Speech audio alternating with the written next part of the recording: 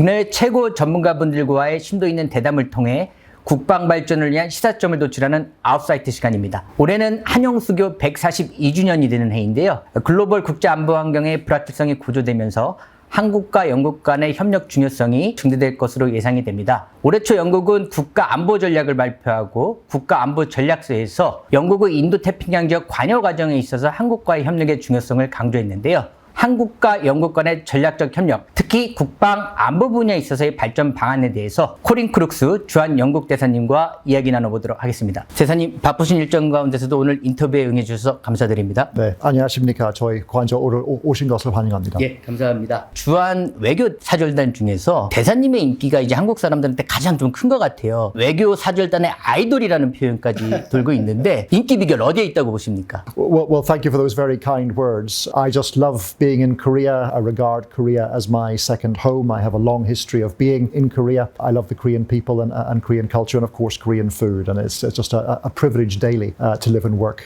here in the Republic of Korea. 대사님께서는 이제 22년도에 주한 영국 대사로 부임을 하셨습니다. 이제 3년이 다 되어 가는데요. 소감을 좀 간략하게 좀 말씀해 주신다면. I've been here as ambassador for the last 3 years and more, but it wasn't my first time in Korea. I spent 5 years here as a junior diplomat back in the 1990s, looking after the UK interests in the Korean economy through the IMF crisis, and then at the end of my posting, organising the state visit of Her late Majesty Queen Elizabeth II. So built some very close links to Korea back then. I have stayed in touch with Korea ever since. My wife is from Korea, very close family links. I've also worked in North Korea, as you know. And so being back in Korea for the last 3 years as ambassador has been like a homecoming for me. 제가 서두에도 말씀드렸습니다만 올해는 이제 한영수교 142주년이 되는 해입니다. 지금까지 한국과 영국과의 협력 좀 어떻게 평가하시고요? 특히 이 국방 안보 분야에 있어서 협력의 중요성 어떻게 생각하십니까? Well, we marked the 140th anniversary as 2 years ago, as you say, with the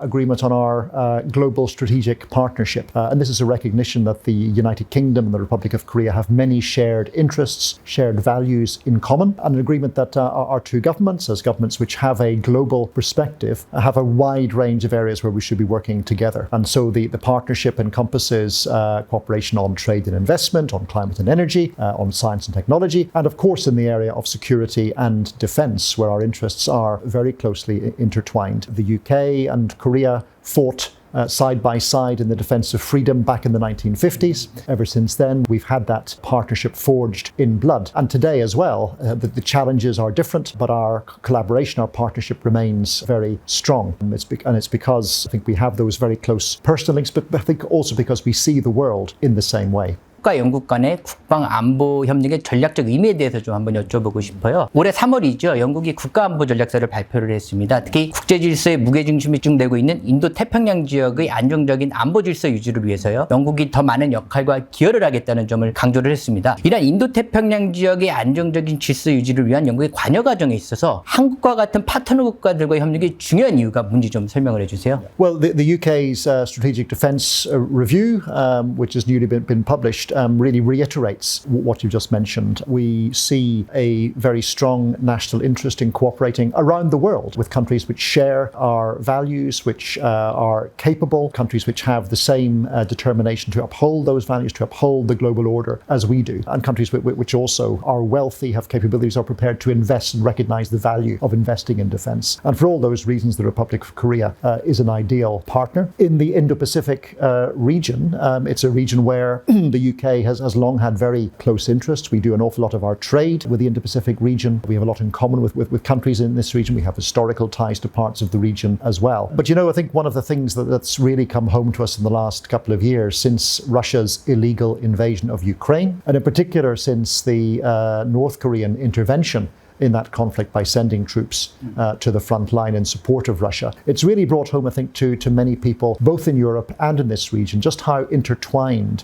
Indo-Pacific security is with Euro-Atlantic security. These are very much global issues. And so for us, it's made it even more natural that we should collaborate with the Republic of Korea in the defense, military and security spheres. 올해 후반기에 이제 영국 항공모함이 인도 태평양 지역으로 전개를 하고요. 한국 방문도 계획되어 있는 걸로 알고 있습니다. 앞서 이제 말씀해 주셨습니다만은 이제 영국이 인도 태평양 태평양 지역의 안정적인 안보 질서 유지에 기여하기 위한 좀 노력의 일환으로도 좀 볼 수 있을 것 같습니다. 제가 기억하기로는 4년 전이죠. 21년도에도 영국의 1번 항공모함인 퀸 엘리자베스함이 방한한 적이 있었습니다. 그 당시에 인상적이었던 부분이 그 영국뿐만이 아니라 유럽의 다른 해군들도 같이 영국 항모와 이렇게 동참을 해서 다국적 해군 훈련을 하는 모습이 되게 인상적이었는데요. 올해는 이제 두 번째 항모인 프린스 오브 웨일스함이 방한하는 것으로 알고 있습니다. 이번 방한의 목적과 의미는 좀 어디에 있다고 생각할 수 있겠습니까? You're very well informed. All of that's correct, and we're looking forward to welcoming the sister ship, if you like, of HMS Queen Elizabeth, the HMS Prince of Wales, to Korean waters later in the summer, along with some other ships as well, which will be docking at Busan. The carrier strike group for 2025, that the whole deployment is international by design from the very start, and we're collaborating not just with European nations, but also with nations on the route of the carrier and the strike group. So it will be stopping at many countries in the Indo-Pacific region. Many countries in the region will be taking part in joint exercises, various forms of collaboration with the carrier and with the other ships. Korea, of course, one of our most important partners and a country with which we're very much looking forward to that collaboration. And the purpose of the deployment is really to underline the UK's sense that we have shared interests, shared values in this region. We see the security, stability of the Indo-Pacific region as something that is essential and integral to our own national security. All these things are intertwined, and that's why we're pleased we've had an increasing tempo of joint exercising, of joint military-to-military cooperation over the last few years. This is very much part of that, and we'll take some of that collaboration to a new level, particularly in spheres like the maritime sphere. 아시겠지만 이제 한국도 중장기적으로 미래형 항공모함을 확보하기 위한 좀 노력을 좀 경주하고 있습니다. 제가 이제 현역 해군 장교 시절에 그 항공모함 확보와 관련된 업무에 좀 참여한 적이 있는데요. 그 당시에 이제 영국의 사례가 굉장히 큰 도움이 됐던 기억이 있습니다. 대사님께서 생각하실 때는요, 항공모함을 건조하고 운영한 많은 경험이 있는 영국으로부터 한국이 좀 얻을 수 있는 교훈과 시사점이 있다면 어느 부분을 이야기해 주실 수 있으실까요? We are very excited by the news that Korea might be developing its own capability in this area, but of course it's a sovereign decision for the Republic of Korea, for your government and for your people. We know from experience in the United Kingdom that operating an aircraft carrier is a complicated business. I'm not a military man. You probably have a better idea than I do. But there are not many countries which have the capability to coordinate all of the things that need to be coordinated. We feel that the Republic of Korea is very much a country that has that capability should you choose to exercise it. We have our own experience, the UK and Korea, both maritime seafaring nations of long standing. Korea has Admiral Lee Sun-shin, the UK had Admiral Nelson. We have that tradition which we share. And in the UK, we would be delighted if called upon to share our know-how, expertise, knowledge, capabilities with Korea, both on a military-to-military level, but also on an industry-to-industry level, should that be something that Korea wants to use. 양 국가를 대표하는 역사적인 인물을 좀 언급을 하셨습니다. 한국은 이순신 제독을 언급하셨고요. 영국은 넬슨 제독을 언급하셨는데 누가 더 훌륭한 좀 해군 제독이라고 생각하십니까? 한국 시청자분들이 보고 계십니다.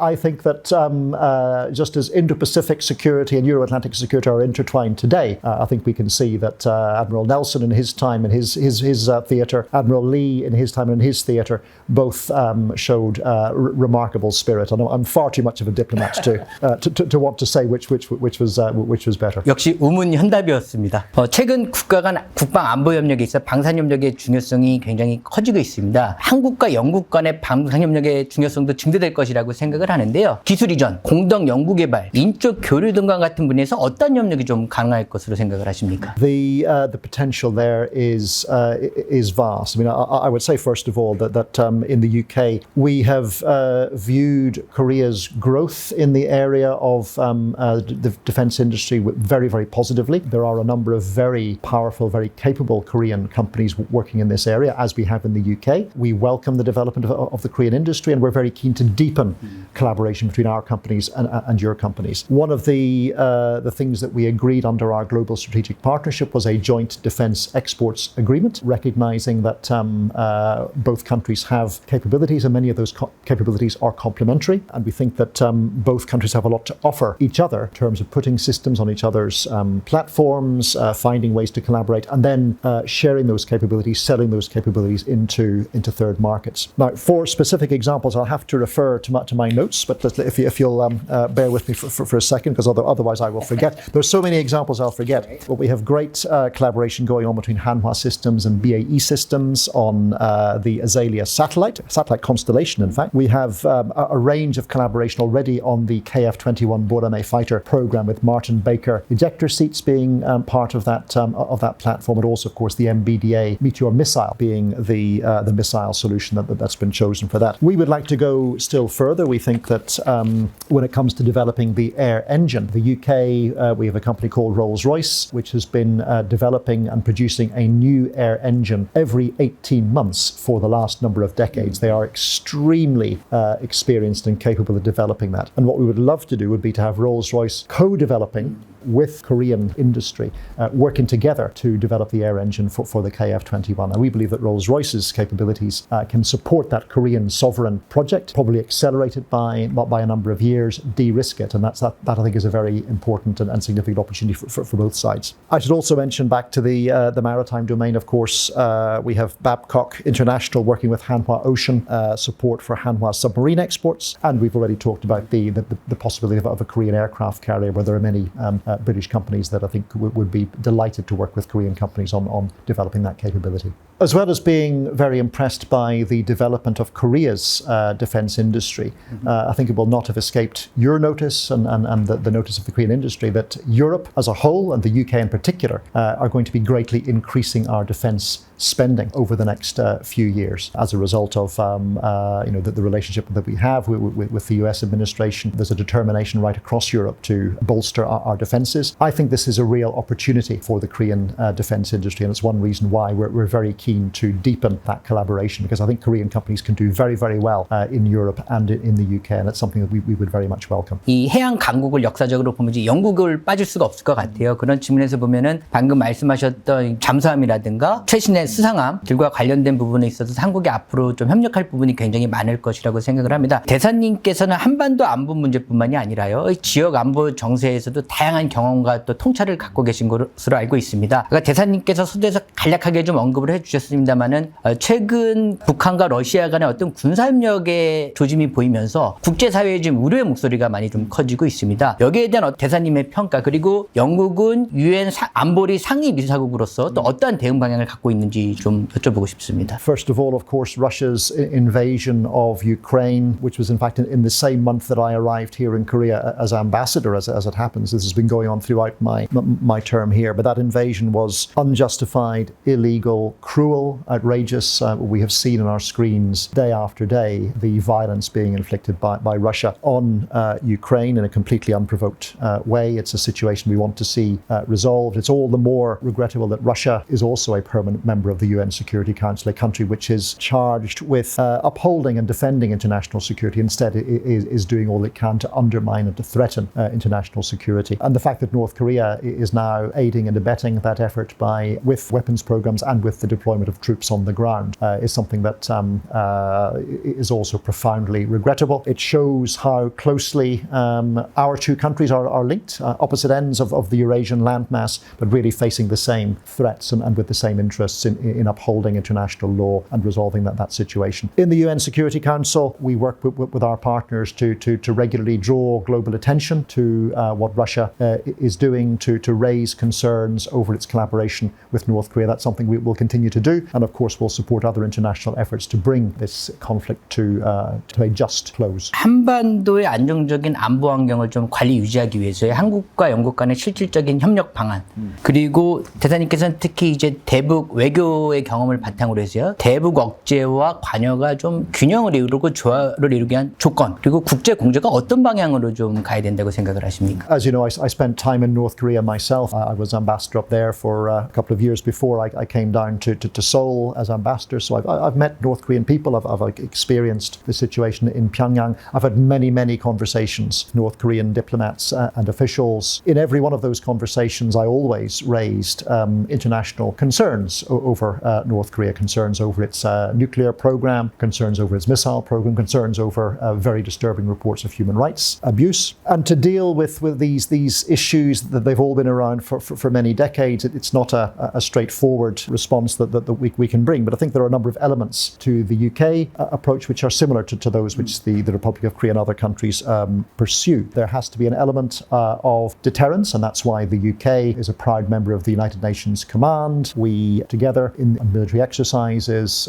with our partners in the Republic of Korea, both multinationally and bilaterally through things like Operation Freedom Shield and Imjin Warrior. So there is that element, our military-to-military cooperation, as we stand in solidarity in defence of peace and stability. There also has to be an element of dissuasion. We mentioned our role on the UN Security Council. The UN Security Council has a number of sanctions which are imposed against North Korea. We see it as our duty to sustain and uphold that sanctions regime while the conditions remain until those concerns around North Korea are resolved. At the same time, we do believe, as a diplomat, I have to believe that diplomacy and dialogue have to be part of any solution. And so we are determined to keep open our dialogue channels with North Korea. We would strongly support the reopening of dialogue and a peace process with North Korea. We maintain our own diplomatic relationship with North Korea, and we're keen to sustain that and to see dialogue as part of the way forward as well. 대선님, 이제 앞으로 한국과 영국 간의 국방 안보 협력이요. 최근 우리가 많이 거론되고 있는 AI, 사이버 안보, 우주 안보 등과 같은 신흥 안보 영역으로 좀 확대될 가능성이 높다고 생각을 합니다. 이러한 신흥 안보 분야에서의 양국 간의 협력 어떻게 전망하십니까? These are also areas where the UK and the Republic of Korea, I think, are already working together, where we see potential for deeper cooperation. You mentioned the cyber area. Another element of our global strategic partnership is our cyber partnership with Korea, where we get together to discuss threats and to discuss approaches and to find ways of working together. I know that I'm not a cyber expert, and I know that my cyber experts in London are very impressed by the capabilities that Korea has in the cyber area and are very keen to deepen our collaboration. AI and other areas, I know we worked together on the REAIM conference in Korea last year. The threats and the new challenges from AI are things that we as countries that want to uphold international order have a shared interest in defending against. So again, another area where we can work together. 대사님께서는 다양한 지역에서 또 다양한 임무를 수행해 오셨습니다. 근데 그 중에서 이 한국에서의 근무는 좀 대사님께 어떠한 의미를 좀 갖고 있고요. 앞으로 이제 또 남은 재임 기간 중에 어떠한 분야에 더 많은 또 집중을 하고 싶으신지 좀 한번 개인적 의견을 여쭙고 싶습니다. Well, I have a little bit of time still left as ambassador. I'm very pleased to say I'm greatly enjoying my time as ambassador in Korea. And I think one of the things that gives me most pleasure professionally is seeing how deep our shared interests are. These days we meet as equals, as countries with similar but yet complementary capabilities and approaches to the world. We can work together on supporting economic growth for our peoples, supporting our shared security and global security, and also, I should say, working together to combat the shared global challenge of climate change, an area where I think also Korea and the UK stand on the progressive side, on the side of reducing emissions, and we're looking forward to working more closely together with Korea on that as well. 예, 마지막 질문입니다. 이제 한국 분들께 전하고 싶은 메시지, 그리고 향후 한영 간의 발전적 관계를 위한 희망의 메시지를 좀 전달해 주신다면요. My biggest hope for this year was seeing Son Heung-min finally lift a trophy with Tottenham Hotspur, and we were privileged to witness that back in the spring. Proof once again that when the UK and Korea work together, we can achieve anything. And in fact, I was also